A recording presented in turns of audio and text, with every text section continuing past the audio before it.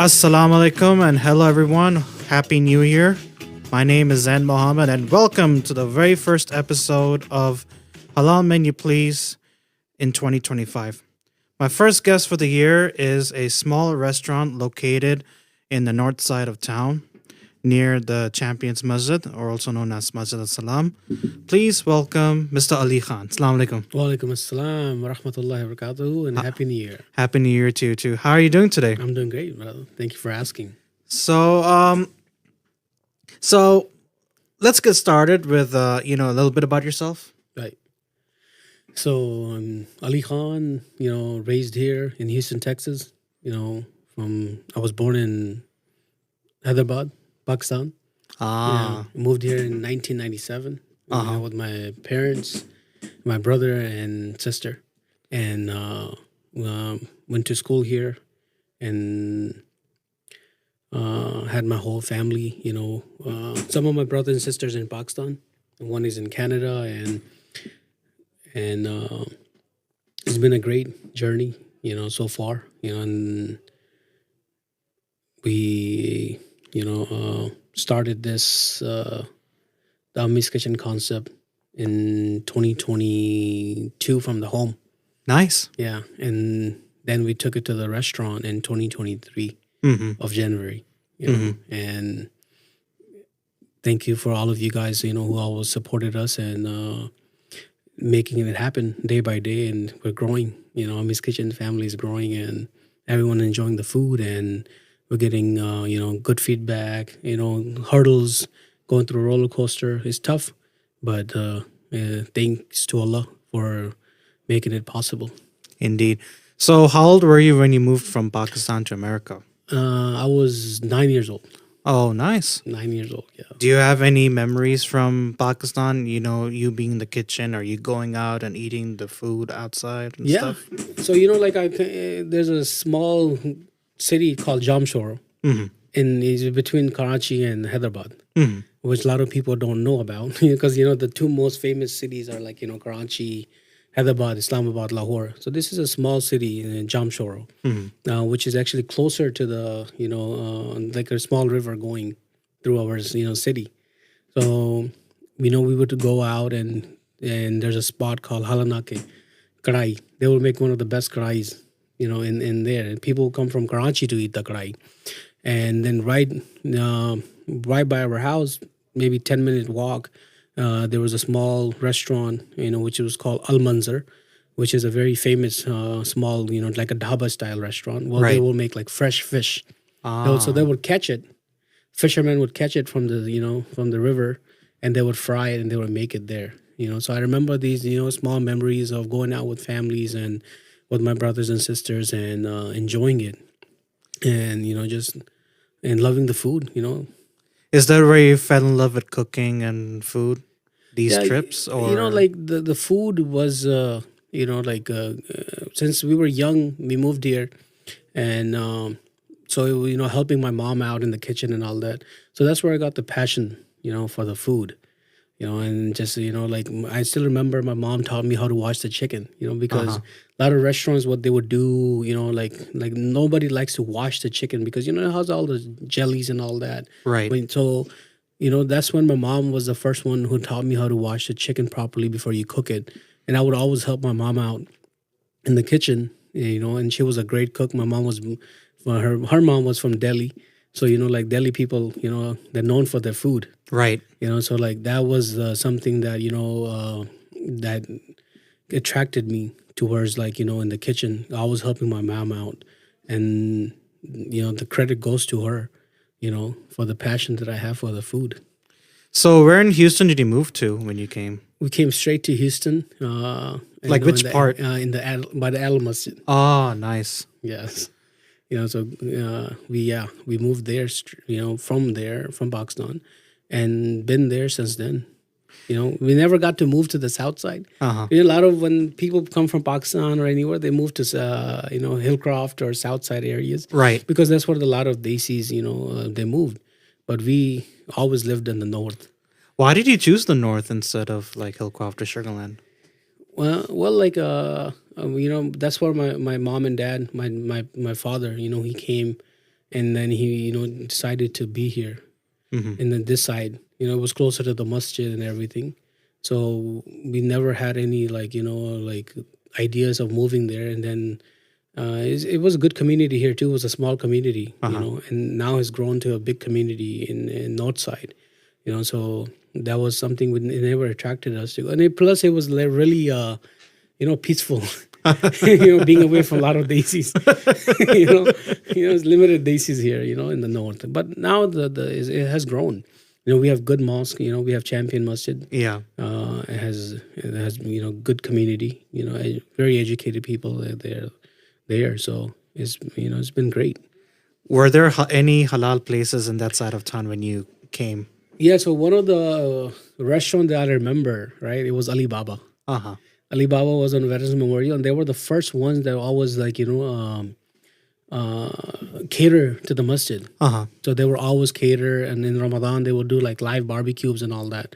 So that was something I remember. Like when the famous grocery store in Northside was Pfizer grocery stores. Right. Like a lot of people remember that. And then there was I remember there was a video store called AK Boutique. That was something that we would go and rent like DVDs, and that was the thing back in the day. Like VCRs and like DVD. So you would go there and get those. But that was Alibaba was one of the first famous restaurant and I remember like Savoy being one of them. Yeah. Like it's been there for almost 3 decades now. Yeah. So that was one of the restaurants I remember going as a kid. Savoy restaurant.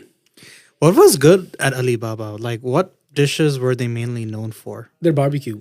Like tikka, sheikh kebab. Tikka, sheikh kebab and all that. And they would do live barbecue in Ramadan as well. So that was something, that was really nice of them to come and do like live barbecues at our masjid. And they had one of the good food, one of the best foods in back then, in north side. Because typically, right off the bat, you see all the restaurants opening in south. No one caters to the north market. Right. So they were the first ones to be there, and and they did good. They did really good. Yeah. And until like the guys who were working there, they went to school, graduated, and then they had to close the restaurant down. Why didn't they take over the restaurant? I think they had another location in where the Alibaba used to be there, where the Bandu Khan used to be as well. On Bissonnette? Bissonnette, yeah, Kirkwood. So that was one of the restaurants as well, and then Bandu Khan took over that spot. Oh. So yeah, they moved to South too, but I guess when the families, all the kids graduated and all that, because it was like a family owned business. It was like a whole family running it. So I guess when they graduated, they decided to and go and work in their professions. But yeah, that was one of the like the go-to spot for the north side. Yeah, you don't see that nowadays, right? You go to India or Pakistan, even the Middle East, and generations of families run a restaurant. Like in Hyderabad, India, there's a place where like it was started over 100 years ago, and then the descendants still run the restaurant. I wonder why that is not a thing here in America. I think a lot of people do it. Like, see, what I've learned, in this field, is a very chef-driven business. The whole restaurant industry. Like you have to have good chefs.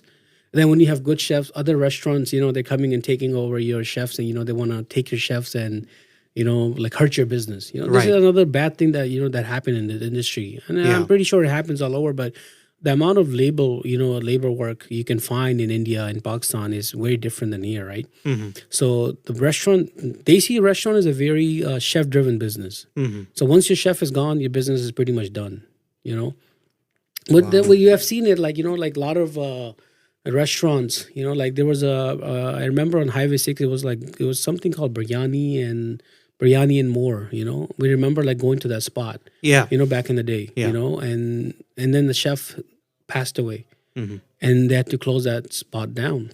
So that's something, if we can work on that, where we can make it where is systematic. If everything is systemized, you can have generations, running the restaurant business, like how we have in India and Pakistan. Like, you have like second generation, third generation running the business, especially in Delhi and all that, like in Karachi. And you'll see like on Buns Road, like you'll ask them, how long you've been having this restaurant. These guys are stopped saying like 54 years, 60 years.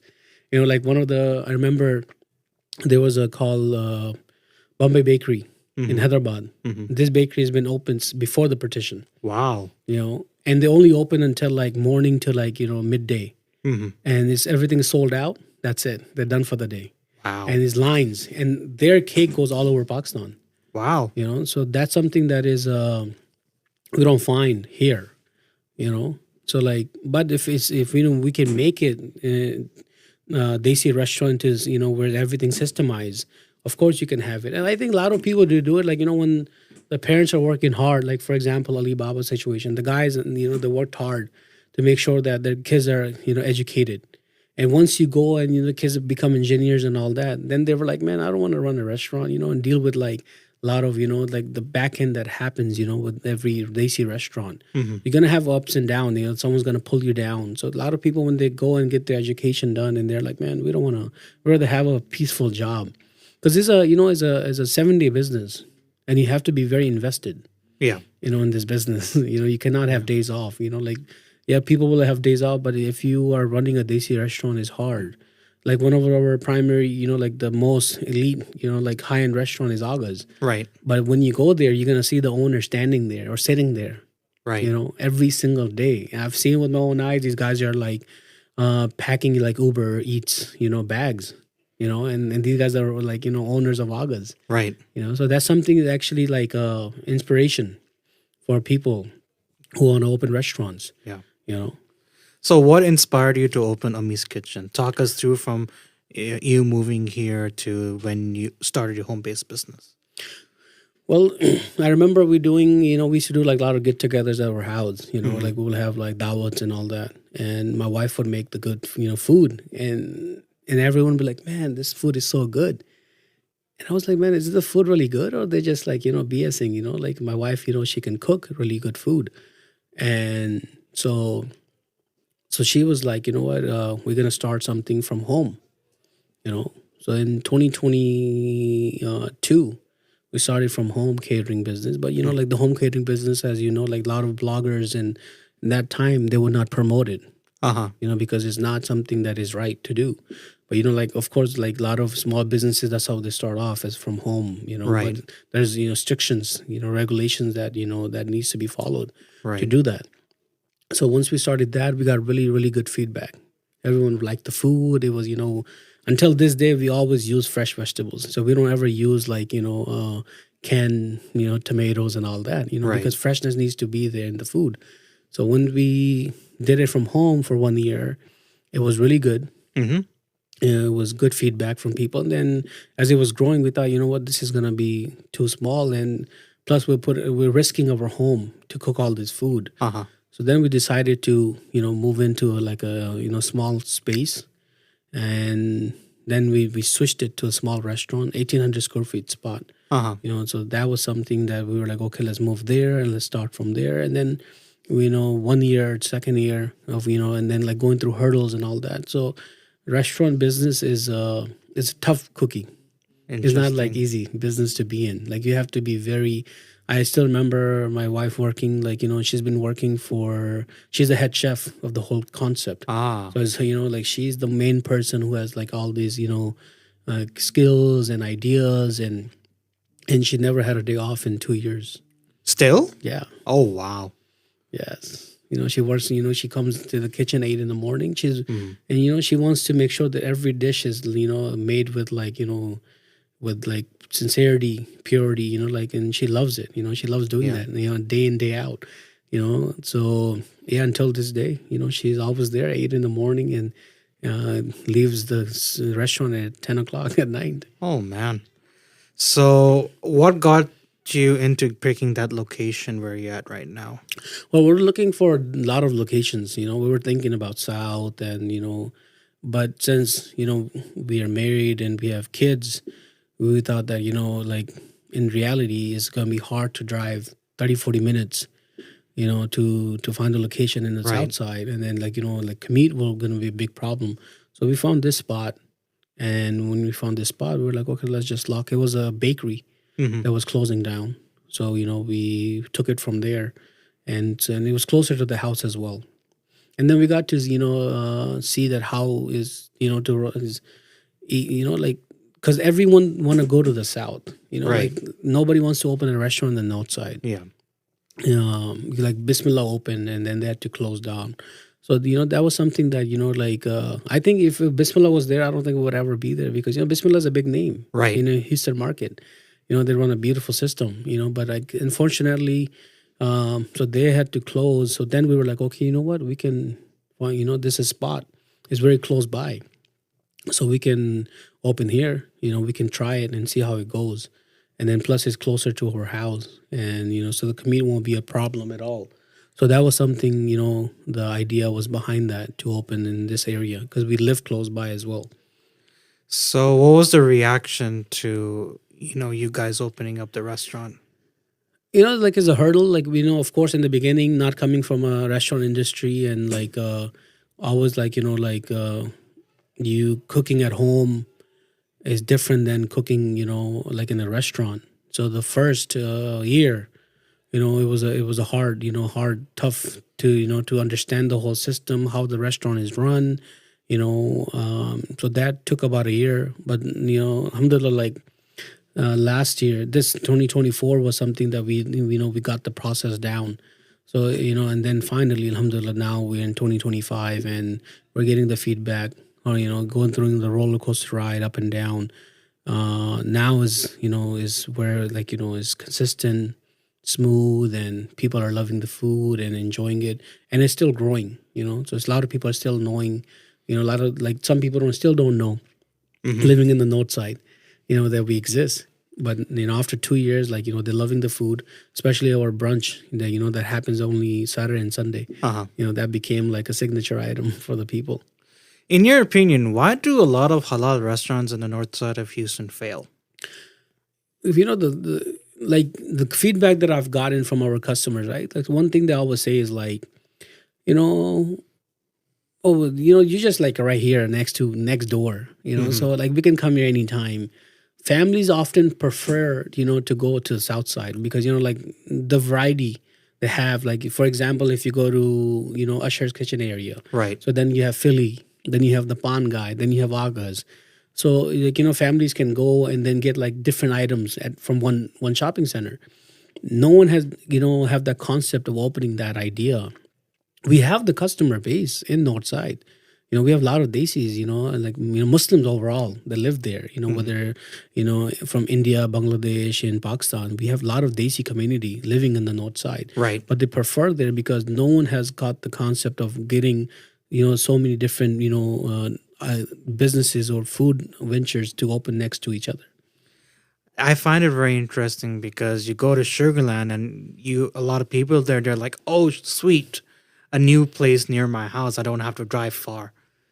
I wonder why that is not the thing with Northside folks. Well, like this is the thing, like they want to drive all the way to the south, to make like a picnic out of it. Oh, but now, as it grows, a lot of concepts are opening just on Louetta Street. We just had, we have Halal Guys.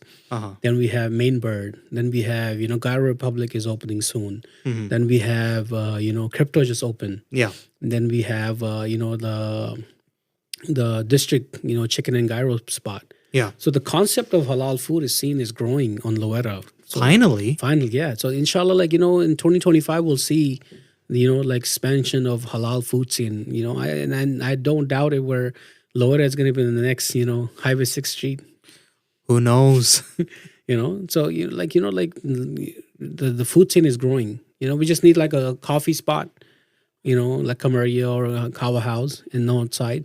And then like, like another like Desi, like dessert spot, follow the spot. Right. And I think we'll be good. And one panwala. So let's talk a bit about your restaurant. What are your top 3 selling items?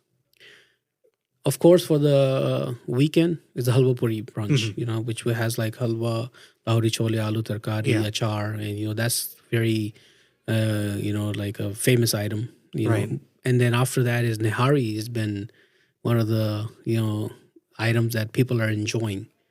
So nihari and barbecue items people love. So is your nahari the one with the chunks of beef, or is it the one with like bayan zaban? No, this is just like with the bone meat, the shank, beef shank. Yeah. So see, I found this very weird when you go to the restaurants and a lot of people are using like, just a regular piece of meat and they put it in nihari. It's not made with that meat. The whole dish is made with the beef shank. So that's what you have to use to make the nihari.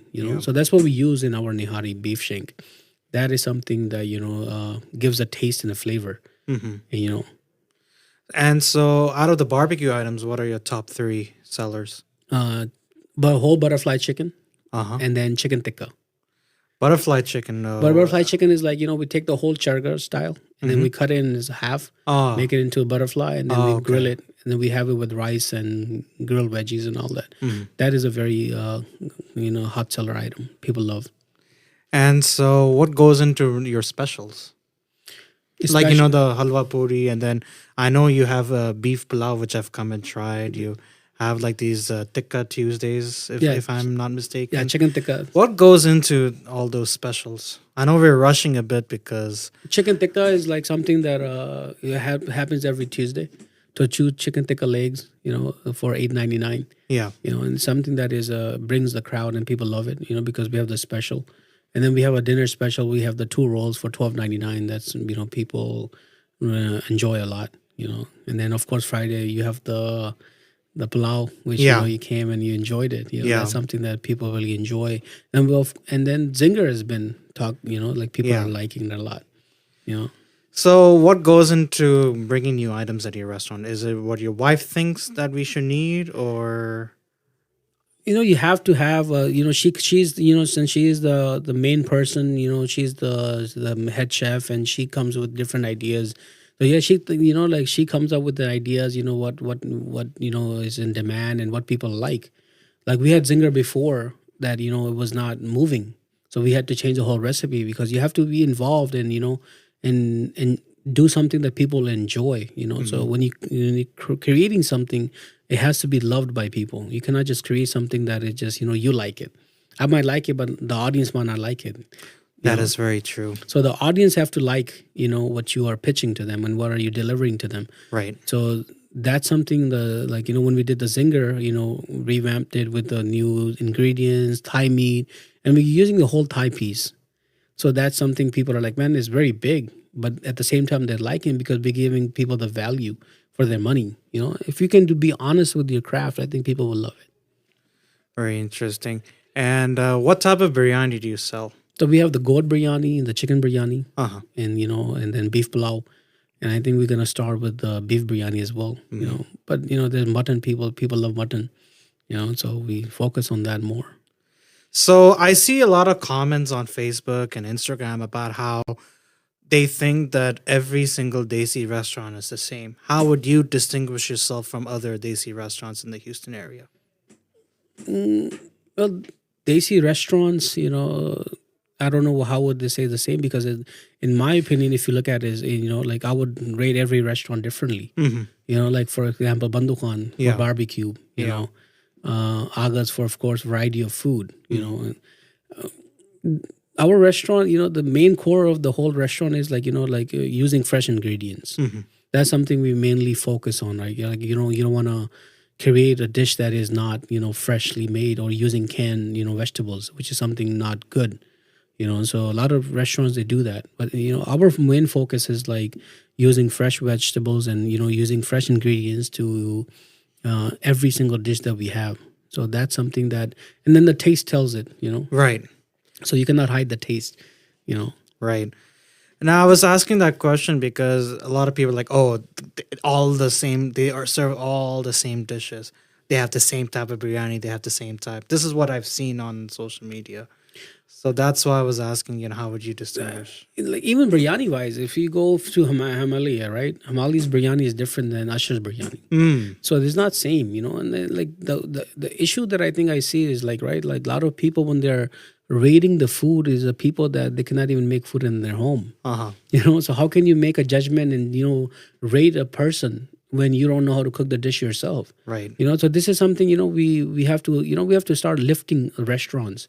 Yeah. Most of the time we're just we go to a restaurant, we don't like it, and we just want to bombard them with negative comments. Yeah. Like you're hurting another business by your heartful comments. If you have issue, you can take it to the owner, and then get it resolved, right? But we right off the bat, we just go and, keyboard warriors, we call them, right? And then they just go and start bashing them. Do you think some owners don't know the meaning of like constructive criticism, in your opinion? No, I think if it's like if there's someone who understands the business, they will understand. Right. Like we know, and hiccups can happen, Right. right, to anyone.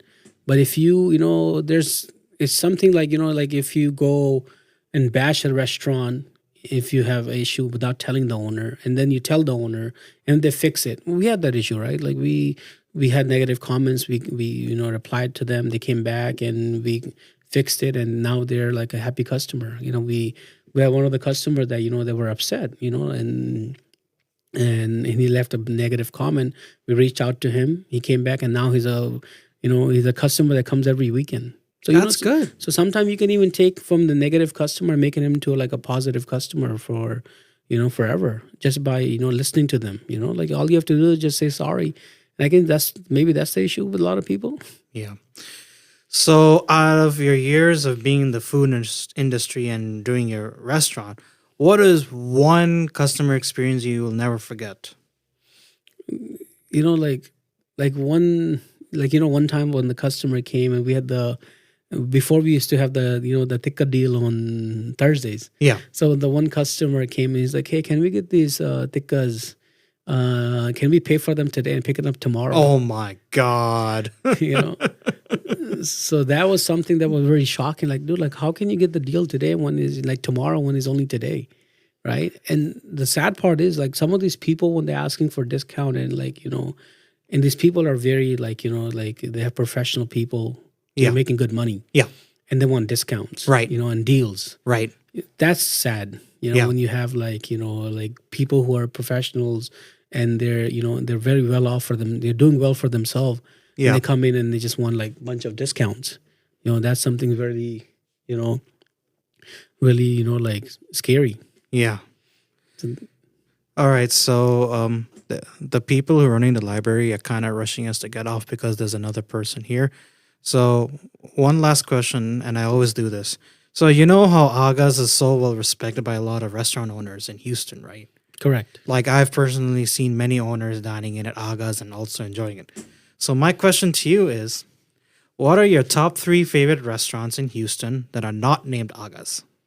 They're not like Aga's. So I like Ashar Kitchen's biryani. Mm-hmm. Ashar Kitchen is one of them. Mm-hmm. Bandu Khan. Interesting. Bandu Khan, they have good barbecue. What's your favorite barbecue from there? I love the chicken breast. The tikka chicken breast is like, that's really good. So it's like a lot of people I know call it pricey. Do you know why? They're using, hand-cut crescent chicken. Oh, yeah. Which is 3 times the cost of the regular chicken. Yeah. So that's something I always say that, if you think the restaurant is too expensive, just don't go there. Yeah. It's not like they're forcing you to come and buy, right? Yeah. Like the menus that are in front of you, the prices are there. Yeah. If you're going to go there, respect the people, like what they're selling and, whatever they have, the prices are there. It's not like they have something different on the menu and then when you go to the counter, it's different price. And when someone's using hand-cut chicken, crescent chicken they're using, like give them, respect for what they're doing. And then the third restaurant I would say that I like from Desi's. It can be any cuisine.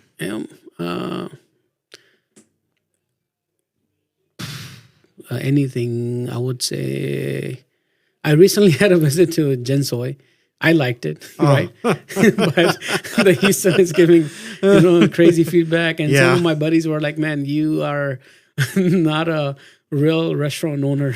Oh my and if you like Gensoy, So, but, they like, I give respect to the people because they are investing money into the business. I had a good experience with them. That was, that was really, I really liked it a lot. Uh-huh. And what did you have there? Well, I had the chow mein, and then we had the dynamite chicken, and then we had the soup. The soup was phenomenal. Which soup? I had both of the, the hot and sour, and then the chicken soup with the eggs and all that. With the chips.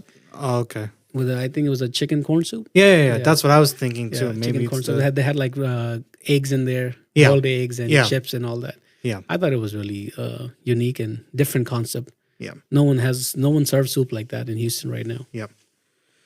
All right, Ali. Thank you so much for coming. It was great talking to you. Thank you so Sorry much. if it seemed kind of rushed. No, thank you so much for having us. And thank you guys for listening. I'll see you on the next podcast. My name is Zain Mohammed. Everyone take care. Assalamu alaikum.